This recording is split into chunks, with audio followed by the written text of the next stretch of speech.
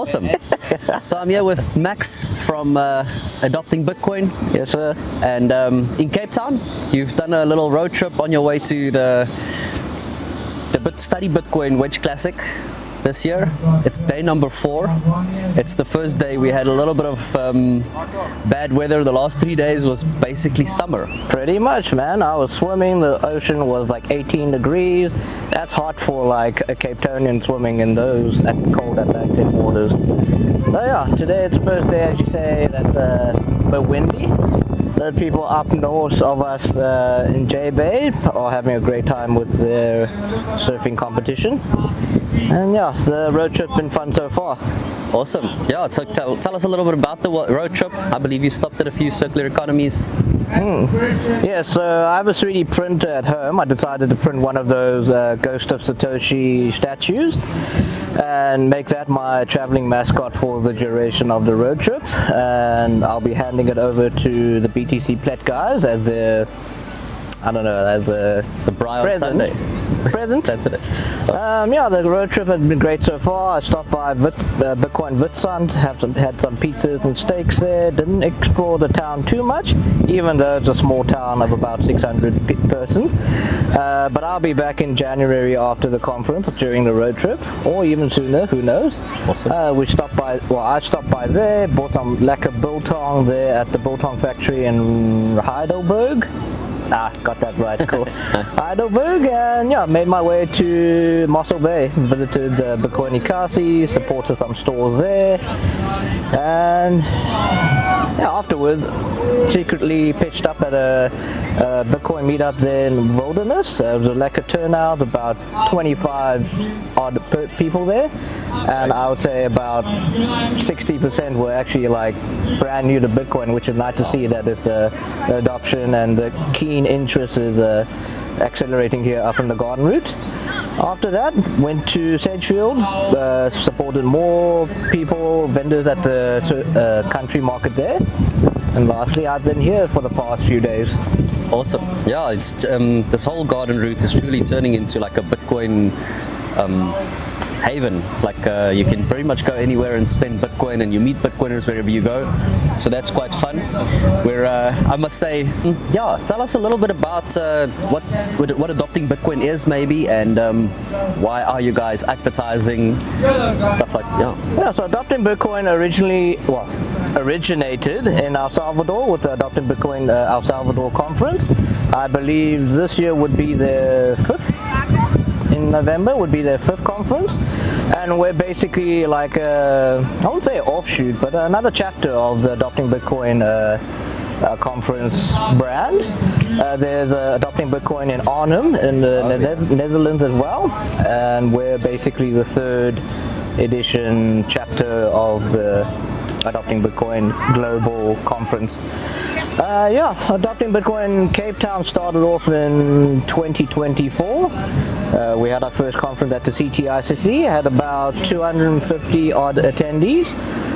Very lekker time, lekker tour for everyone. Yeah, 2024 came and passed. It was a success. There was a lot of interest, so we thought, okay, let's grow it to, well, let's have another conference 2025 this year, January. Our attendees increased to about 360.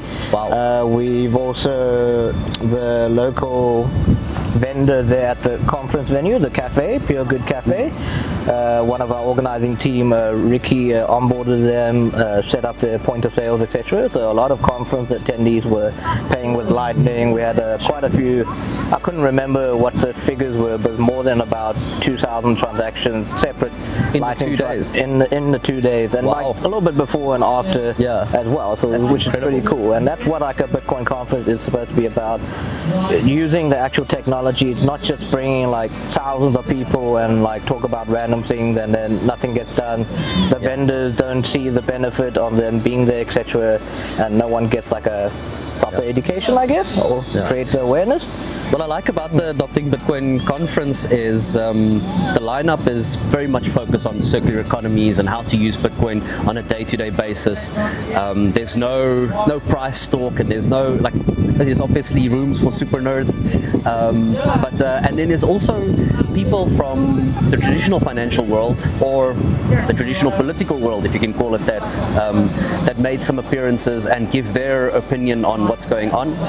Care to elaborate a little bit on the speakers? Do you know some of the speakers that are going to be there last year, or just maybe elaborating on some of the speakers that were there this year, and yeah, give us a little sneak peek. Next year, well, yes, next year's speakers to be decided. We haven't really started that process yet.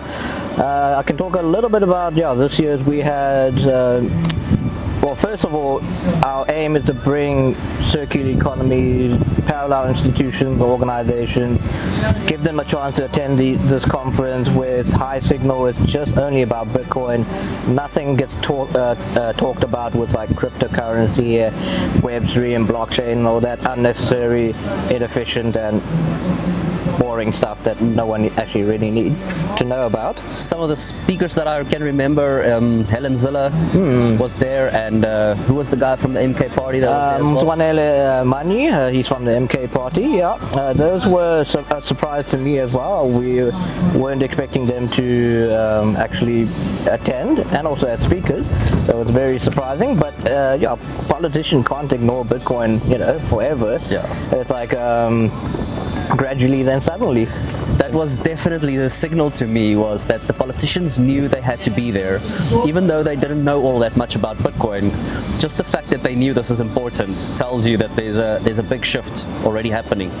And then obviously on the Bitcoin side, if you're talking about the ESCOM, so Stefan Macy and Carl de Villiers from CSIR, I believe. Carl de Jager. Carl de Jager, sorry, was speaking about ESCOM maybe adopting a Bitcoin mining strategy, and only a week ago we saw some headlines.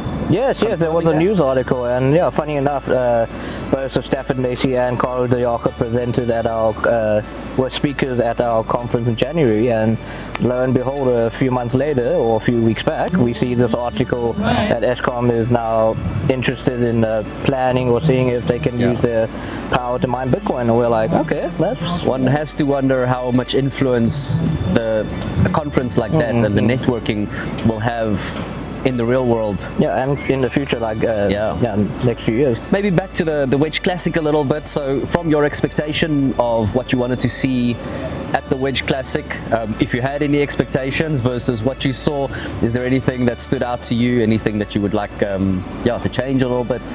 I'm very surprised at Plettenberg Bay. I've been here only probably once or twice in my life, and yes, I'm from the Western Cape, from Cape Town, but yeah, this is a truly lekker place. The weather was so great. It felt really like summer these past few days, and also along the garden route, like all the different sceneries, etc, etc. The Wedge Classic has been great. I mean, I didn't want to, I had no expectation in terms of like I wanted to get here and then see, and then I was blown away. I didn't want to be like, come here and then, you know, whatever. No, it's been great. People gathering around the Study Bitcoin tent the whole few days that we were here. The treasure hunt, I think, has been a great success. Like, whoever came up with the idea of indoctrinating the children first. I believe there was one of the restaurant owners that actually had the idea of putting a treasure hunt in, but it's incredible to see the feedback and get parents to start downloading wallets and start interacting with Bitcoin. Yes, there are. Some of the kids, unfortunately, they failed the marshmallow test. I think they spent all their Bitcoins.